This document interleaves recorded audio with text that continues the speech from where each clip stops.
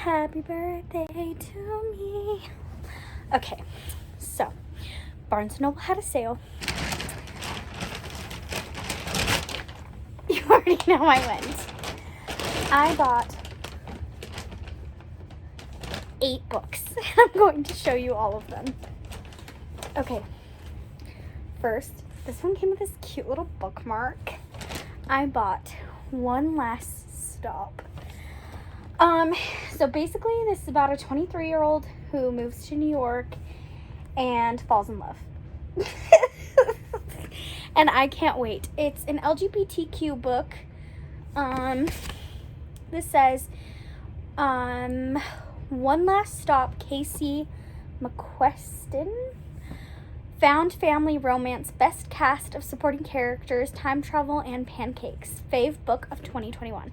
So it's like one of the people, it's ripped. One of the people at Barnes & Noble's favorite books. So pumped for that. Okay, this book I have been wanting for so long. I saw someone at work read it. Honestly, normally I stay away from books this huge, as you know, but I couldn't. It's called Crescent City, House of Earth and Blood. So basically it's like kind of fantasy, mystery. It says half fae, half human. I don't know what a fae means. Bryce Quinlan loves her life. Every night is known as Crescent City. I skipped a line. Every night is a party, and Bryce is going to savor all the pleasures Lunathan, also known as Crescent City, has to offer. But then a brutal murder shakes the very foundations of the city, and Bryce's worlds come crashing down. So pumped. This one wasn't half off or anything. Neither was the first one. But these next ones were buy one, get one half off. That's why I got so many. So I got The Nanny by Gilly Macmillan. And I have seen this book a lot. And so I had to put it in my bag. Like, hello. So it says, on a hot night in summer of 1987, Hannah, the Holt family's nanny, left Lake Hall without a trace. Devastating 7-year-old Jo, haunted by the loss of the woman she loved more than anyone.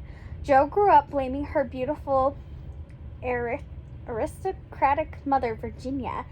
30 years later, in the wake of a tragedy, Jo returns to her fated childhood home and is forced to confront her troubled relationship with Virginia. But the fraught peace between mother and daughter frays when a human skull is accidentally discovered in the lake behind the house. The first of several shocks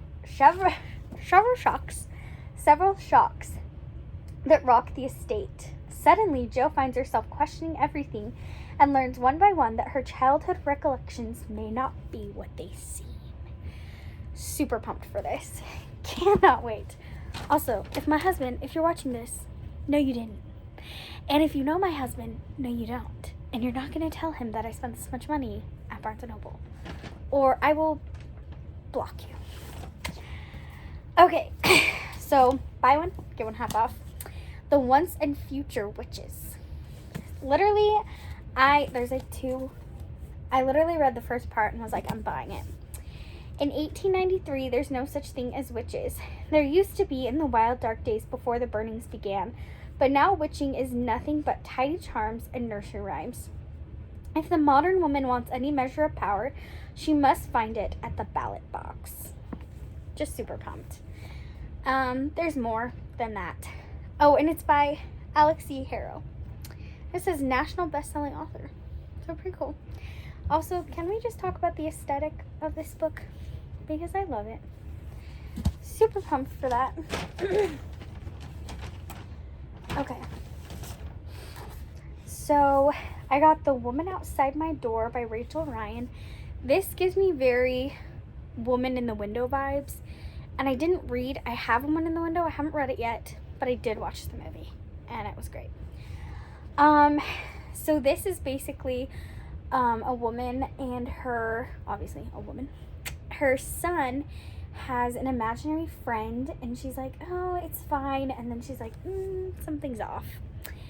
So it says, all children have imaginary friends. Georgina tells herself it's perfectly normal and they all grow out of it eventually. When her 7-year-old son Cody tells her about new Granny, the friend he's met in the park, Georgina is instantly suspicious. Something call it maternal instinct. Something call it maternal instinct tells her he isn't making it up. But maybe Georgina is losing her mind. I'm so pumped for this. And it's a super fast read. It's only 270 pages, super tiny. Can't wait. So buy one, get one half off. Actually, this one wasn't half off. It was half off, but for a different reason. Their hardbacks were half off. So this is the same author as The House in the Gurling Sea. Don't know how to say that. And because I bought a hardback book, I got this cute bookmark for free. Whatever. But it's not related. It's just the same author. So super cute, same aesthetic. There's that book. It says, when a reaper comes to collect Wallace from his own funeral, Wallace begins to suspect he might be dead. And when Hugo, the owner of a peculiar tea shop, promises to help him cross over, Wallace decides he's definitely dead. But even in death, he's not ready to abandon the life he barely lived. So when Wallace is given 1 week to cross over, he sets about living a lifetime in 7 days. Hilarious, haunting, and kind. Under the Whispered Door is I didn't even say what it's called. It's called Under the Whispering Door. It is an uplifting story about a life spent at the office and a death spent building at home. Super, super pumped for this. Love it already. Okay, these last 2 books. Buy one, get one half off. And they're both red and kind of have the same aesthetic, so I love it. Okay, so this is called A Tale of Two Worlds. So this sparked my interest. It just sounds so weird. If you've read this book, reach out to me because it sounds so interesting. It all starts on the morning the letter D disappears from language. First it vanishes from Dilko's, I don't know how to say it, Dilko's parents' conversation at breakfast, then from the road signs outside, and from her school dinners. Soon the local dentist and neighbor's Dalmatian are missing, and even the donkey derby has been called off. Though she doesn't know why, Dilkalo is summoned to the home of her old history teacher, Professor Dotterfield, and his faithful Labrador, Nellie Robinson. And this is where our story begins. I'm super pumped for this. It's also a super tiny read. Not even, literally 1 page off from being 300 pages. Super tiny. Can't wait for this. And the last book I got is called The Near Witch by V.E. Schwab. Bonus short story. Didn't know that. It says, there are truths that Lexi heard all her life, but when an actual stranger, a boy who seems to fade like smoke, appears outside her home on the morn at night, she knows that at least one of these sayings is no longer true. The next night, the children of Near Street start disappearing from their beds, and the mysterious boy falls under suspicion.